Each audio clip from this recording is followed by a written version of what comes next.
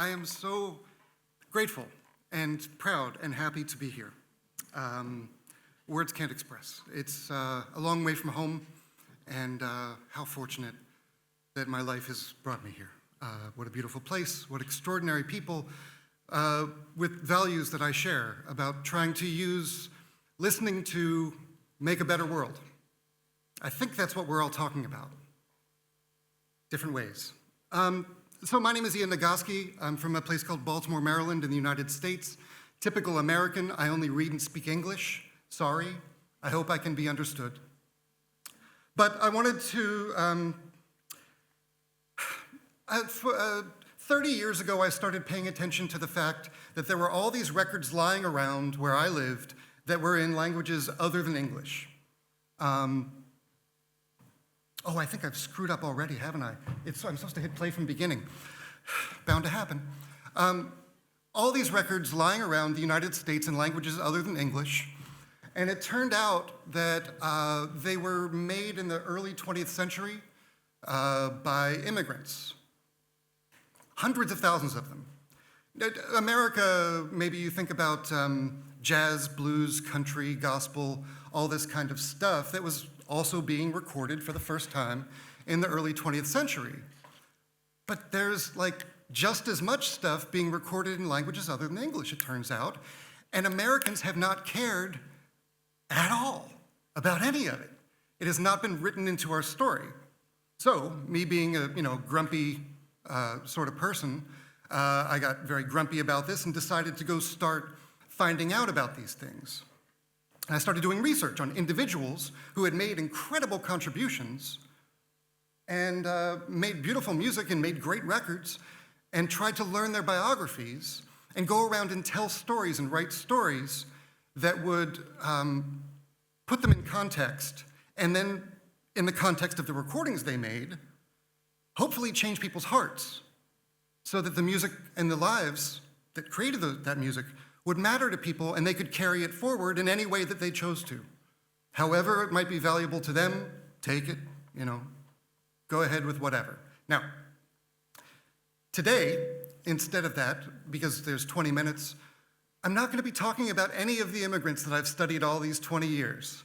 Instead, I'm going to be talking about someone else who made a great contribution that nobody cares about anymore, who happens to be an ethnomusicologist, who I love, and seemingly nobody else does. Her name is Laura Boulton.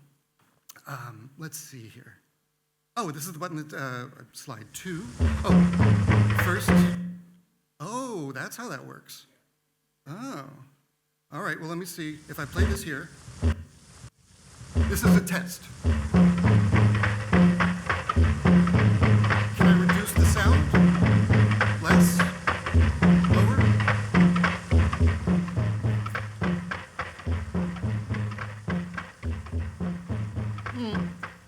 Higher than that.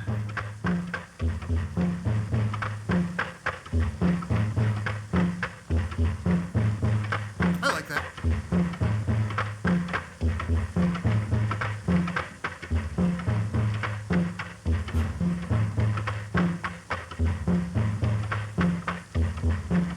Peculiar, isn't it? It's just not progressing much, is it? Okay, well, that was the test thing, and now we'll see if the rest of it works. Anyway, so Laura Boulton was born Laura Creighton in a place called Conneaut, Ohio, 1899. Farming family. They didn't have money or anything. They did spend all of their money training her to become a musician. A small fortune had been spent on the training of my voice. Nature of my career would never seem to be in doubt. As a small child, I am told I concluded every bedtime prayer with, "Dear God, make me a high soprano." She was learned to read music before she could read words, singing, by the age of 3. Her father died when she was a teenager. She went to college, and shortly after college, she got married to this guy who changed her life for better and worse. His name is Wilfred Rudyard Boulton. Everybody called him Rudd.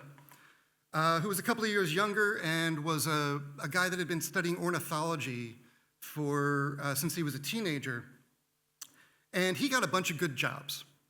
Research assistant at the American Museum of Natural History in New York, and he went with this guy who was a adventurer colonialist who would bring back artifacts from Panama first, who was working for museums, gathering up special stuff. You know the type. And they went in 1925. He went in 1925 by himself to Angola to gather bird specimens and fauna specimens. Supposedly brought back a giant sable. Then they got funding from a woman named Sarah Levenberg Strauss, who was the widow of a politician and diplomat, Oscar Strauss, who was a one-percenter. She was super, super rich. And she gave him a bunch of money to go on an expedition that lasted 17 months and covered 10,000 miles, starting in Egypt, all the way down East Africa, over 17 months to Cape Town, South Africa. And Laura went on this trip as being invited to work on the ornithological part. They brought a movie camera, and she brought a cylinder recording machine. And she started making recordings in her spare time, frankly, during that trip. And she realized she was onto something. Because, well, all right, so she later says, in every instance, my object was the same, to capture, to absorb, and to bring back the world's music. The music of the people, their expressions, songs of sadness and joy, the outpourings in times of tragedy and times of exaltation. So I devised a game. First, I recorded a gay French song, singing it with gestures, and then played it back to them. Their faces would inevitably turn into smiles when they recognized my voice being played back, and they saw no need to be worried about my machine. After that, everyone wanted to sing for me at once. Having a quick musical ear, I could soon sing with them some of their own songs. Nothing I could have done would have established me more firmly, more rapidly as a friend. So, she's on this expedition and she's learning that she can talk to people. She comes back from this 17-month trip. They're living in Pittsburgh, Pennsylvania at the time, and the newspapers go to interview them about their adventures in, Africa, the darkest continent after all. And this kind of like society white woman tells them, it was fantastic. I loved it. I can't wait to go back. And furthermore, I liked it better than here. And if I couldn't go back, I think I would want to die. This is not what America was expecting to hear from this 30-year-old smiling young woman. She is, I believe, here actually playing, yes, the instrument being held in this man's left hand is the same one that she is holding here. She did collect some instruments. Was she paying for them? Maybe, maybe not. You know how it was, colonial times, snatch and grab, right? Oh, it's ours, we're gonna bring this back to civilization, right? And doing the same with music, nobody's getting paid, but she's gathering all this stuff and she's acquiring skills in relating to people, and she's starting to really understand that there's something that she's hearing that is new, that she could not have expected. She is herself changed by what she hears. And when she comes back, she begins to give some talks. Oh, yeah.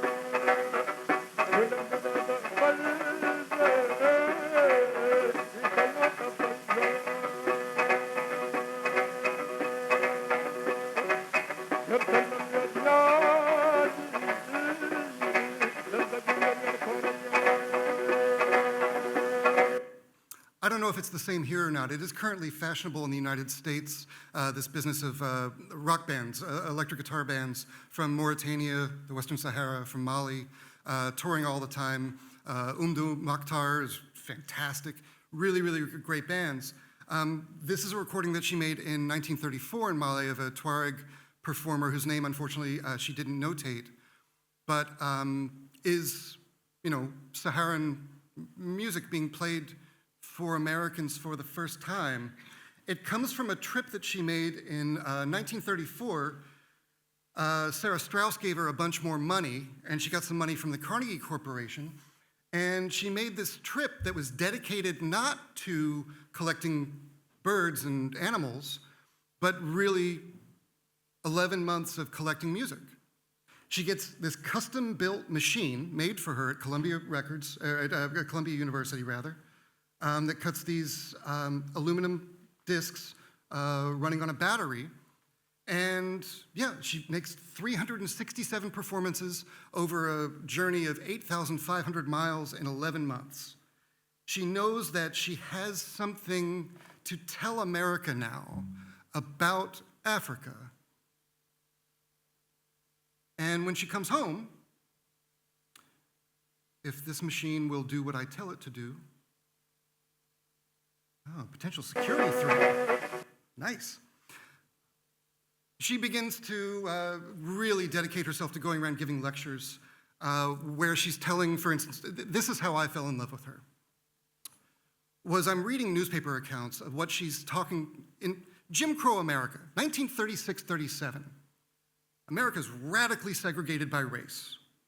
When Laura Boulton was born, 1900, there are still 3,000 people who were born in Africa in the middle or early 19th century who had been brought forcibly as enslaved people. That's when she was born. There's still 3,000 formerly enslaved people in the United States, right? So we're right out of the Civil War, we're right out of the Emancipation Proclamation, and we're in the middle of Jim Crow and this radical, constant oppression of black people in the United States. And so she begins going around telling Americans the music of the African Negro has had far-reaching positive influence on the world. It has definitely contributed to the artistic life of the world. Africans have forgotten more rhythm rules than other civilizations have ever known.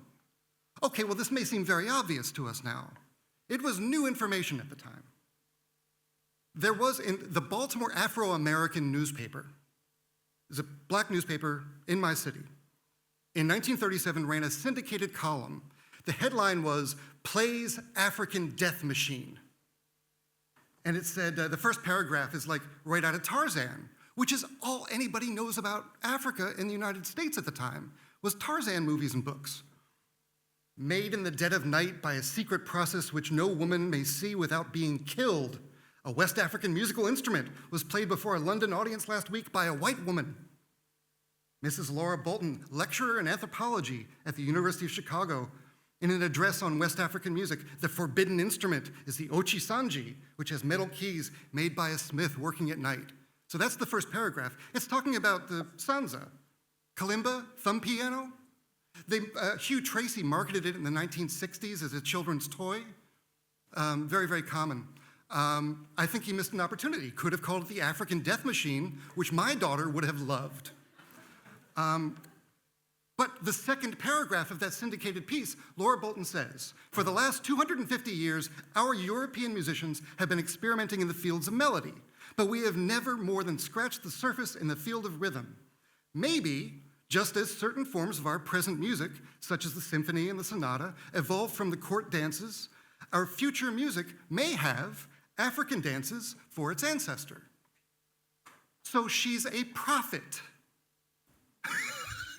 Brand new information for America. Wait, you're saying that black people know more than white people about something? What? Impossible. Yay, Laura Boulton. Okay, she's got her flaws, she's got her good points, and this is her real good point. So she goes around showing films, photographs, giving talks, doing what I'm doing now. She is not a PhD. She is not an academic. She is not a trained ethnomusicologist. She's making it up on her own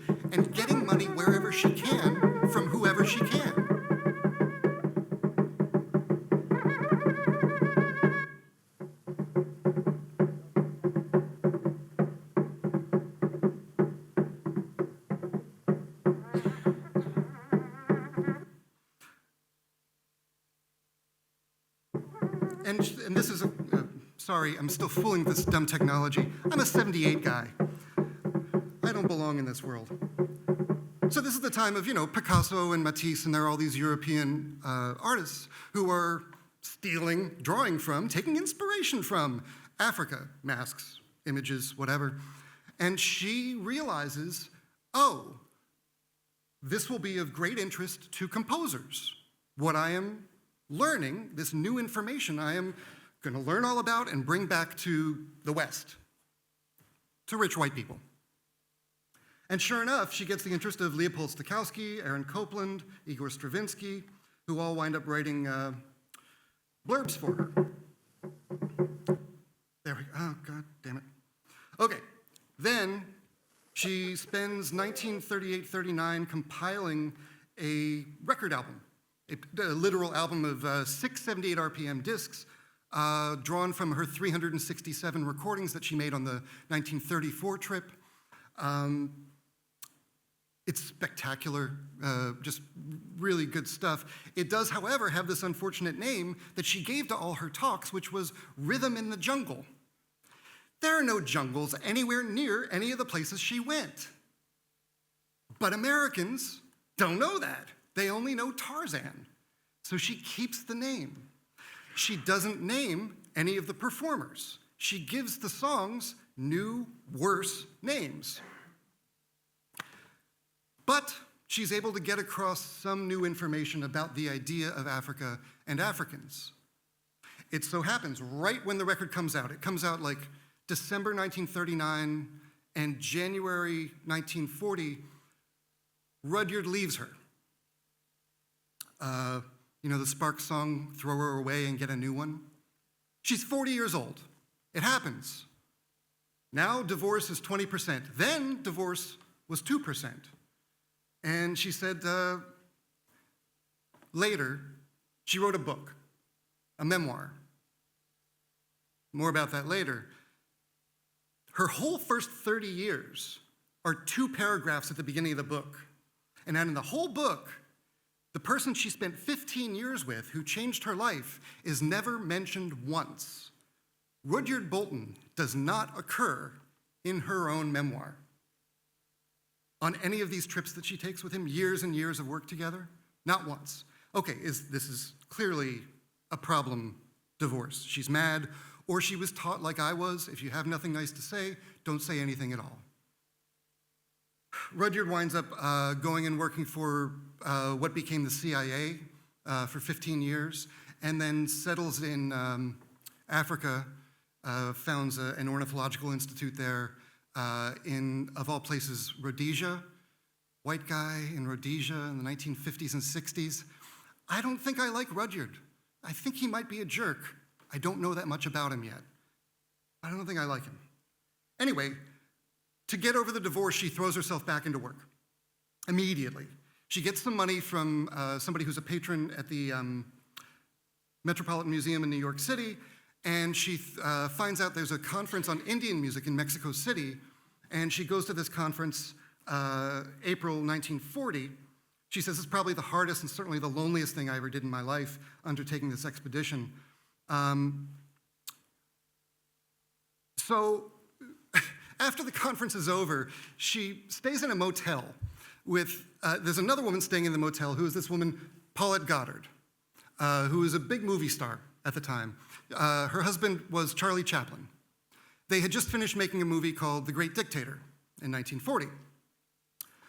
She was there to get her portrait painted by Diego Rivera, whose studio was exactly across the street from where Laura Boulton and Paula Goddard were staying. All right, you want some Hollywood gossip? Finally, right? After all this doom and gloom.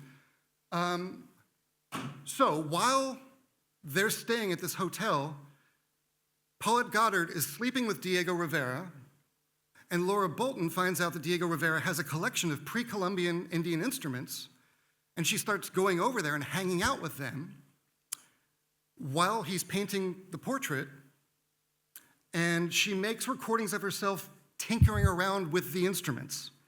And you can hear a voice in the background, and it's Diego Rivera painting Paulette Goddard. I will never get this Technology, right? Oh, that's the wrong file.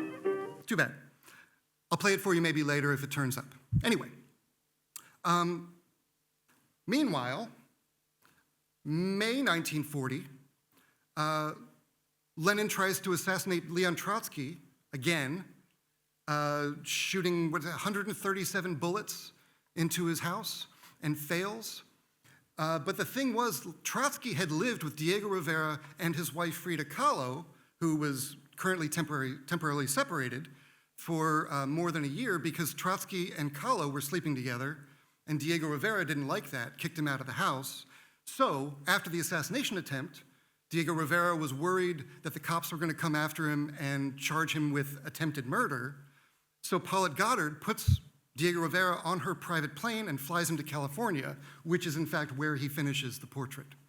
So, if you hear the Laura Boulton material from Mexico, okay, now this song is the next thing she did. Oh, this is her messing around in Diego Rivera's studio with a little friction instrument. Can you hear the voice? Oh yeah, there it is.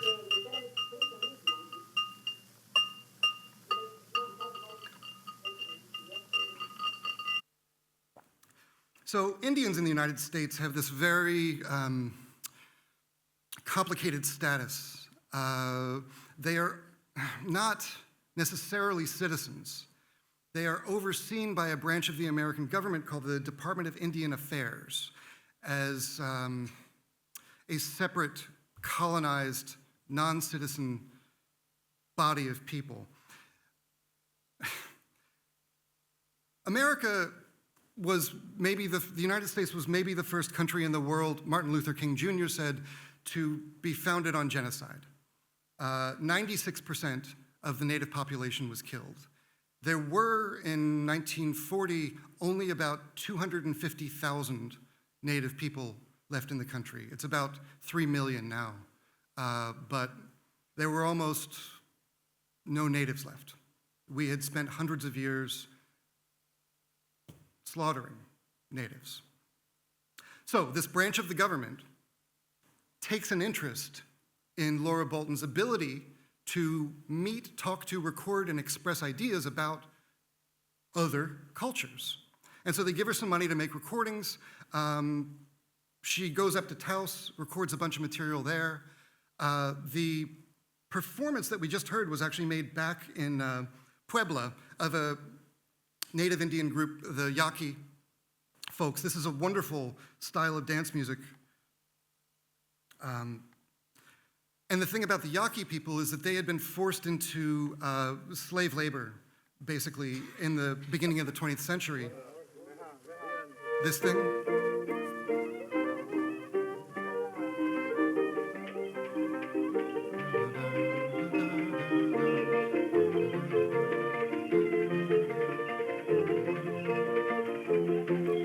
So she makes this recording in Puebla of Yaqui people. Meanwhile, thousands of Yaqui people had fled conscripted labor up to the United States, where they were also ghettoized. But when she meets more Yaqui people from the diaspora, 2-3 generations removed from Puebla and Oaxaca, she plays them the recordings from back home, and they are overcome with emotion. And she sees people crying, desperately wanting to return home. And she realizes there's another use for this project. Not only is it to take something from someone else and then go show it to the rich white people, it's also preserving and playing back and giving something back to the people that she's recording.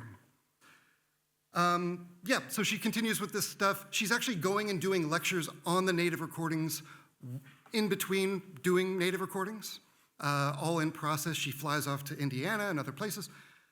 She goes to Los Angeles, appears on a radio quiz show next to Jimmy Durante, S.J. Perlman, and Rube Goldberg. Do these names mean anything to you? S.J. Perlman wrote several of the best Marx Brothers movies, like Animal Crackers, Horse Feathers. He's like one of the greatest, most witty people that America ever produced. Anyway, she beats them on this quiz show. She's a very bright, charming person.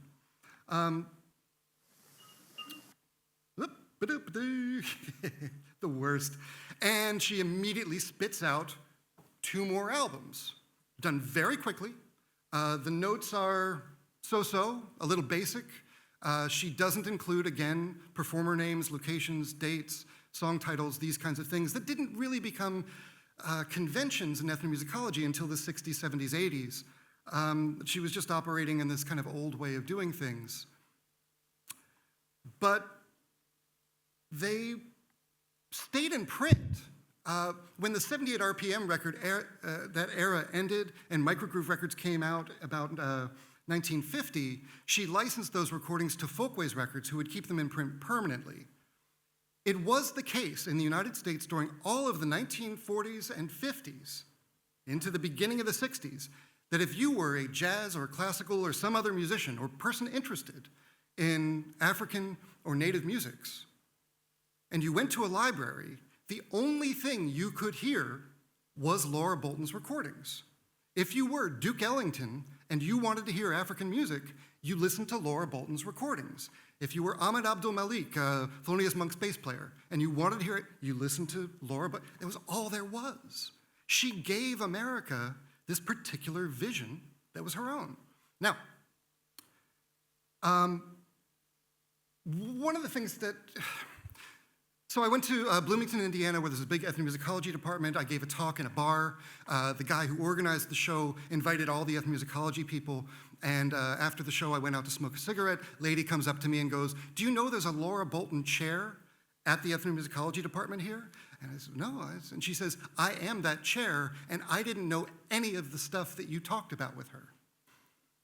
Her name is known, her story is not. Because she published this book in 1968 that is supposedly a memoir, it is the most surface-level, bland, glib account of her work. It deals with there's no reflection on the meaning of the work. There is no reflection on her use of technology.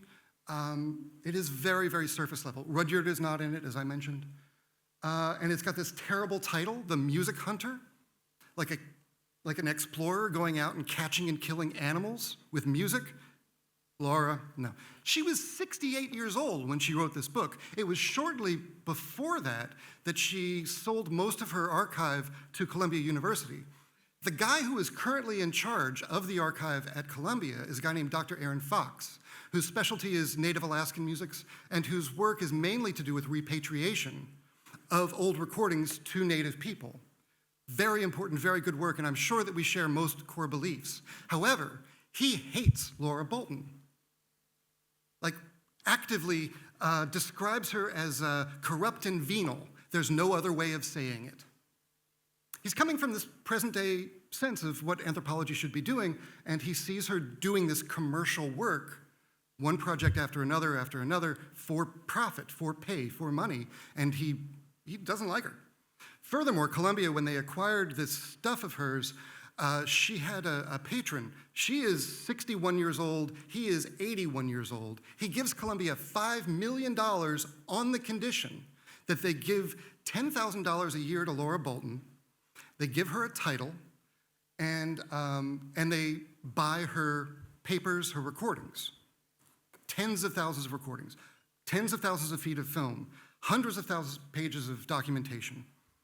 And they take all this stuff, and they still have it, and this guy, Aaron Fox, is still working on it, and he thinks it's just because there was he implies there was some kind of sexual bond between the millionaire donor and Laura Boulton. She's 61, he's 81. If there were, God damn it, let them, whatever they want to do, right? He's so mad about it. I haven't spoken with him. I should. So, one last bit is that this is ongoing research, a new story I'm trying to tell, somebody I'm trying to find out about. The Library of Congress is not that far from where I live. I called up the Folklife Center. I said, I knew they had some Laura Boulton papers. I said, I'm interested in anything before 1940. They said, oh no, we won't have anything that old. But you can come look at what we do have. And I said, great. So I go down. They bring out a cart full of boxes. I start opening boxes, pulling out files. And there is the typewritten documentation of all of her African, Mexican, Southwestern American field recordings. It's got names, it's got titles, it's got lyrics, it's got translations.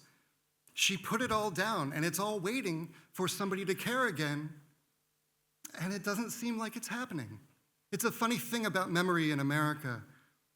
We get done with stuff and then we're done, and then it's out, and then we forget and we put it behind us. If it doesn't live up to our expectations, or if it's not central to some narrative that is important to us, we just don't write it in, and we just leave it in a box somewhere until somebody goes looking.